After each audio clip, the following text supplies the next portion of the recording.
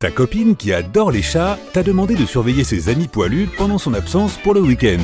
Tu arrives à la maison et tu ouvres le réfrigérateur pour leur donner quelque chose de sain comme du poulet. Tu remarques une barre de chocolat et tu décides de la leur donner comme friandise. Ouah, c'est une sirène?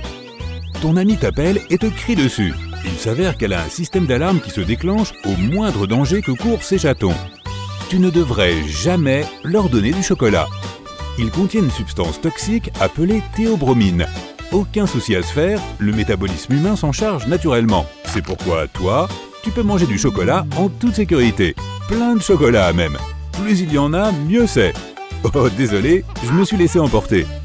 Mais cela ne fonctionne pas de cette façon pour les chats. La caféine est un autre composant dangereux pour eux. Toutes les sortes de chocolat sont dangereuses pour eux. Le chocolat amer, le chocolat au lait et même le chocolat blanc avec son faible pourcentage de cacao. Il y a aussi les brownies, les beignets, les biscuits et les bonbons au chocolat. Les pires types de chocolat sont le chocolat noir et le chocolat de boulangerie, car ils contiennent plus de cacao. Un petit carré de chocolat de pâtisserie peut faire autant de mal que 23 dragées au chocolat. La crème glacée au chocolat n'est peut-être pas aussi dangereuse du point de vue du cacao, mais elle contient aussi du sucre et du lactose provenant du lait, ce qui est également à proscrire. Le chocolat est aussi toxique pour les chiens, mais le danger dépend de leur taille. Les propriétaires de hamsters, de lapins et d'oiseaux doivent également exclure le chocolat du régime alimentaire de leurs animaux. L'édulcorant artificiel xylitol est également mauvais pour tous les animaux domestiques, sans exception. On le trouve dans les bonbons, les chewing-gums sans sucre, les dentifrices, les pâtisseries et de nombreux aliments diététiques. C'est le plus dangereux pour les chiens. Il vaut mieux s'assurer que les aliments qui en contiennent sont hors de portée. La plupart des chats adorent le thon et ils peuvent très bien en manger dans les aliments pour chats. Mais la consommation régulière de boîtes de thon pour les humains peut les priver de certains nutriments importants dont les chats ont besoin pour être en bonne santé. Ne laisse pas de boîte de conserve ouverte à un endroit accessible à ton minou. Le foie est sans danger pour les félins à petite dose, mais une trop grande quantité peut leur apporter plus de vitamine A qu'ils ne peuvent en tolérer. Ni les chats ni les chiens n'ont besoin d'oignons dans leur alimentation, que ce soit sous forme de poudre, cru, cuit ou déshydraté. L'ail est 5 fois plus fort que les oignons, il doit donc être exclu également. Ne donne jamais à ton chat une tasse de lait, un morceau de fromage ou un autre produit laitier. La plupart des félins ne peuvent pas digérer le lactose, et cela leur causerait de graves problèmes d'estomac. Il en va de même pour les chiens. Les produits laitiers peuvent provoquer des allergies alimentaires chez eux. Ainsi, au lieu de partager ton cornet de glace par une journée d'été, donne de l'eau froide à boire à ton chien. Les raisins et les raisins secs ne sont pas exactement la meilleure friandise pour ton animal. Même une petite quantité peut les rendre malades. Les premiers symptômes sont la léthargie chez les chiens et l'hyperactivité chez les chats. La caféine contenue dans le café, le thé et même dans les grains et le marc, ainsi que dans le coca et les boissons énergisantes, peut être fatale pour ton petit compagnon. Elle accélère le rythme cardiaque et la respiration, les rend agités et provoque chez eux des spasmes musculaires. Les résidus de graisse de la viande et les os, cuits ou non, peuvent causer des problèmes de digestion à ton chat ou à ton chien. Les os sont dangereux pour les deux car ils peuvent s'étouffer avec. Ils peuvent également causer une obstruction dans leur système digestif, ce qui est dangereux. Les œufs et la viande crue peuvent être à l'origine d'intoxications alimentaires chez les chats en raison des bactéries qu'ils contiennent. Les blancs d'œufs crus contiennent également une protéine qui peut causer des problèmes de peau et de pelage à ton chat. Le poisson cru est également mauvais car il contient une enzyme qui détruit la vitamine B qui est très importante pour les félins. Lorsqu'ils n'en ont pas assez, ils peuvent avoir des problèmes neurologiques. Si tu aimes donner à ton chat de la nourriture pour chien ou à ton chien de la nourriture pour chat, eh bien, arrête cela immédiatement. Si l'un d'entre eux goûte par accident à la nourriture d'une autre espèce, ce ne sera pas si grave. Cependant, les chats ont régulièrement besoin d'une alimentation plus riche en protéines et en certaines vitamines et acides gras. Les aliments pour chiens ne contiennent pas suffisamment de ces nutriments. Les chiens ont besoin d'une alimentation beaucoup plus équilibrée que les chats, et les aliments pour chats sont trop riches en graisse, en calories et en protéines pour eux. Cela peut entraîner l'obésité et perturber gravement leur estomac. Un aliment aussi inoffensif et riche en vitamines que l'avocat peut provoquer des allergies alimentaires chez ton chiot. La raison à cela est que les feuilles, les graines, l'écorce et le fruit de l'avocat sont tous riches en persine. Une trop grande quantité de cette substance, semblable à un acide gras, peut provoquer des problèmes d'estomac peu agréables. De plus, le noyau de l'avocat peut obstruer leur estomac. Les avocats sont également un aliment très dangereux pour les lapins et ils ne conviennent pas aux oiseaux de compagnie en raison de la persine. Certains types d'oiseaux ne le supportent pas, alors que chez d'autres, il provoque des lésions cardiaques. Il est donc préférable de ne pas tenter le diable et de ne pas leur donner du tout ce fruit. Les kakis, les pêches et les prunes sont à proscrire aussi car ils contiennent des graines ou des noyaux. Les noyaux des pêches et des prunes ne sont pas seulement une obstruction potentielle dans les intestins, mais ils contiennent aussi du cyanure. C'est un poison pour les humains et les chiens. C'est juste une journée ordinaire. Comme d'habitude, tu prends une douche avant de commencer à te préparer pour le travail. Tout se passe comme prévu, jusqu'à ce que tout parte en cacahuète.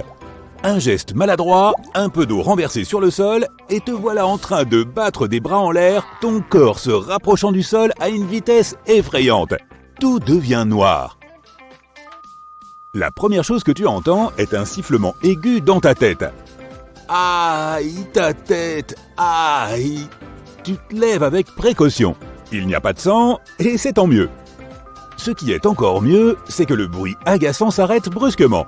En te tenant la tête, tu sors de la salle de bain et tu manques de trébucher sur ton chat Milo. Il miaule, puis une voix claire dans ta tête te dit « Espèce de gros maladroit !» Hein ? Tu tournes la tête avec effroi, mais tu ne vois personne. Il n'y a que toi et... Milo ? Tu t'es probablement cogné la tête plus fort que tu ne le pensais. Tu hausses les épaules et tu te diriges vers la cuisine. Milo te suit. Tu entends des ronchonnements incessants. Pourquoi lui peut-il dormir dans la chambre alors que je suis interdit de séjour ? Pourquoi n'ai-je pas encore eu mon repas ? Cet humain est trop paresseux. Dois-je gratter le canapé ou laisser une souris sur son oreiller ? La première pensée qui te vient à l'esprit est « Il y a des souris dans la maison ?» La seconde est plus pertinente. « Je suis en train de perdre la boule. Génial !» En mode pilotage automatique, tu verses un peu de lait dans le bol de Milo et tu en remplis un autre avec des croquettes. Le chat ne semble pas satisfait de ta vélocité si l'on en croit son « Oh, pour l'amour du ciel, bouge-toi, mec !» Ok, maintenant, tu vas devoir vivre en sachant que ton chat bien-aimé Milo a en réalité le caractère d'un vieil homme grincheux. Oh ! Tu décides de t'enfermer à nouveau dans la salle de bain parce que tu commences à te sentir épuisé. Tu t'assieds lourdement sur le couvercle des toilettes et tu manques de tomber de ton trône à la renverse lorsque tu entends des bruits de disputes bruyantes. Après avoir regardé autour de toi, tu découvres qu'apparemment, il n'y a pas seulement des souris, mais aussi des cafards dans ta maison. Tout simplement génial. Actuellement, tu as les yeux fixés sur un couple de ces insectes qui semblent se chamailler. Du moins, l'un d'entre eux accuse l'autre de...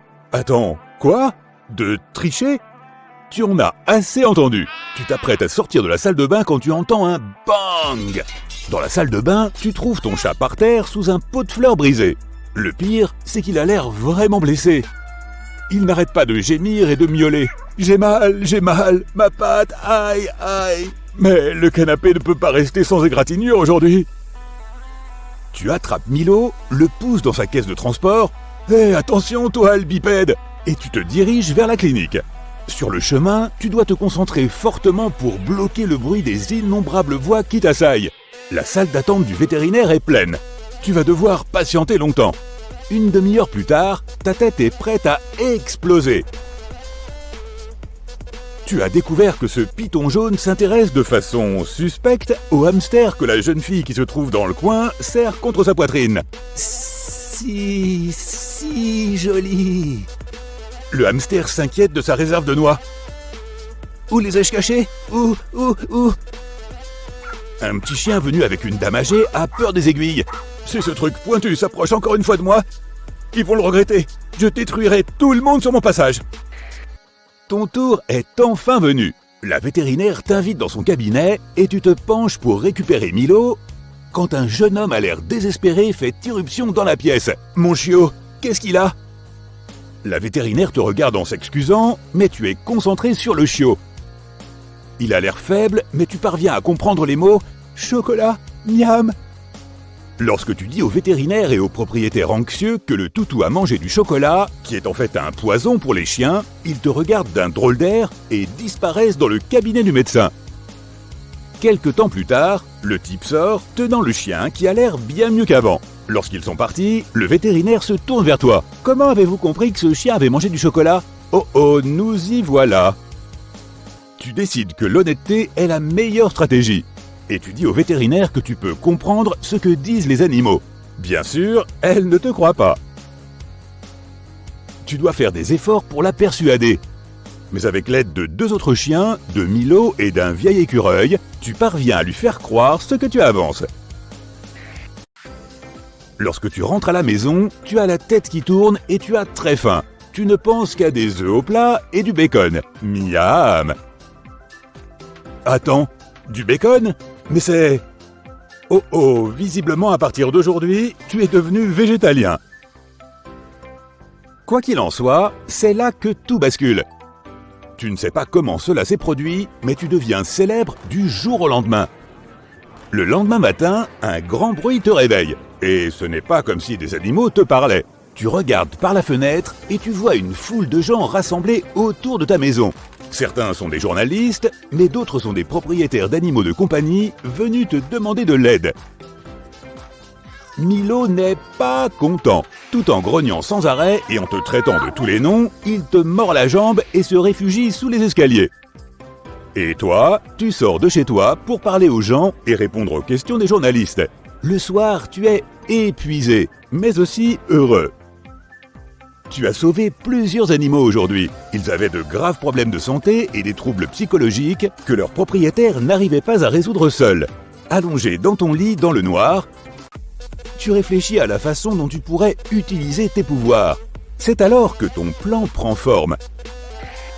Bientôt, tu deviens le spécialiste des soins aux animaux le plus renommé au monde. Tu écoutes les animaux parler de leurs problèmes, tu les soulages de leur dépression et tu les aides à résoudre les malentendus avec leurs propriétaires. Imaginez un poisson si célèbre qu'on l'appelle un poisson dangereux. Il s'agit du mbenga, qui se traduit littéralement par poisson dangereux en swahili. Ce monstre vit en eau douce et ne rechigne pas à manger un crocodile. Pas un crocodile entier, mais le mbenga peut aisément en prendre une bouchée. Enfin, pour être honnête, les mbengas ont peur des crocodiles, tout comme les crocodiles ont peur des mbengas. Vous regardez cette vidéo à l'aide d'un P pareil, n'est-ce pas? Eh bien, tous les gadgets que nous possédons, nous les devons d'une certaine manière aux anguilles électriques. Tous les gadgets ont des batteries, et les anguilles ont beaucoup contribué à l'invention d'une batterie électrique en 1800. Je sais, les batteries ont changé de manière méconnaissable depuis lors, mais tout de même, la première batterie électrique a été inventée grâce aux anguilles électriques. Quoi qu'il en soit, si vous en voyez une et que vous voulez la remercier pour sa magnifique invention, évitez de le faire. Le problème, c'est qu'elles peuvent délivrer des chocs allant jusqu'à 860 volts. Vous ne voulez pas en faire l'expérience. Parlons maintenant du conte Dracula du règne animal. Non, je ne parle pas des chauves-souris. Je parle du poisson vampire à crocs. Ces poissons sont connus sous le nom de payara et ont 2 longs crocs qui dépassent de leur mâchoire inférieure. C'est pourquoi certaines personnes les associent aux vampires. Les hippopotames sont les gourous de la beauté puisqu'ils savent comment économiser une fortune sur les soins de la peau. Vivant sous le dur soleil africain, ces animaux sécrètent une substance huileuse rouge ressemblant à de la sueur qui s'évapore et garde le corps des animaux au frais. De plus, ce liquide sert à la fois de crème hydratante, d'écran solaire et d'antibiotiques, mais elles ne sont pas les seules à disposer d'un tel super pouvoir. Les crevettes mantes savent, elles aussi, produire un écran solaire naturel, mais elles l'utilisent pour protéger leurs yeux. Il s'agit de pigments d'acides aminés, et ces pigments agissent comme des filtres spéciaux qui contribuent également à la netteté de leur vision. C'est ce que j'appelle être multitâche. Les suricates ont des taches sombres autour des yeux, ce qui les rend encore plus mignons. Mais ces cercles noirs ne sont pas là uniquement pour rendre nos amis encore plus adorables. Ils font également office de lunettes de soleil intégrées. La fourrure foncée des taches bloque le soleil brûlant, ce qui permet aux suricates de regarder directement le ciel. De plus, grâce à cela, la sentinelle, un suricate qui surveille les oiseaux et autres prédateurs, peut facilement voir venir le danger et alerter ses compagnons. Les chèvres sauvages sont célèbres pour leur talent d'escalade, mais c'est le bouquetin des Alpes, dans le nord de l'Italie, qui est le champion. Cet animal peut escalader presque toutes les surfaces verticales, défiant ainsi plusieurs lois de la physique. Il est intéressant de noter que les animaux qui marchent sur les parois des falaises les plus abruptes sont généralement des chèvres mères, accompagnées de leurs petits. Les grands mâles préfèrent garder leur distance et utiliser des surfaces horizontales planes. Ils sont malins. Les saumons sont d'habiles navigateurs qui pourraient en faire rougir de honte la plupart des conducteurs. Cependant, cette compétition ne serait pas équitable. Après tout, les saumons peuvent sentir le champ magnétique de la planète et s'en servir pour s'orienter s'ils se perdent. Si vous avez du mal à vous orienter en ville, un saumon pourrait vous aider. N'oubliez pas d'attacher l'aquarium. Certains animaux se protègent avec du venin ou de vilaines morsures, tandis que d'autres utilisent des astuces chimiques pour se protéger. Écoutez ceci. Certaines espèces de mille-pattes produisent du cyanure d'hydrogène et l'exsudent lorsqu'ils se sentent menacés. Le cyanure d'hydrogène est inodore, mais très toxique. Un seul petit mille-pattes ne peut pas vous blesser gravement, mais vous risquez d'avoir des brûlures, voire des cloques si votre peau est sensible. De plus, pour rendre le tableau encore plus effrayant, certains mille-pattes brillent dans le noir. Alors faites attention. Et si vous voyez un point lumineux rampant la nuit, sauvez-vous aussi vite que possible. Lorsque le bombix se sent menacé, il pulvérise un liquide brûlant à partir de l'extrémité de son abdomen en émettant un bruit sec. Dès que le lépidoptère sent un danger, une réaction chimique se déclenche dans des réservoirs spéciaux situés dans son abdomen.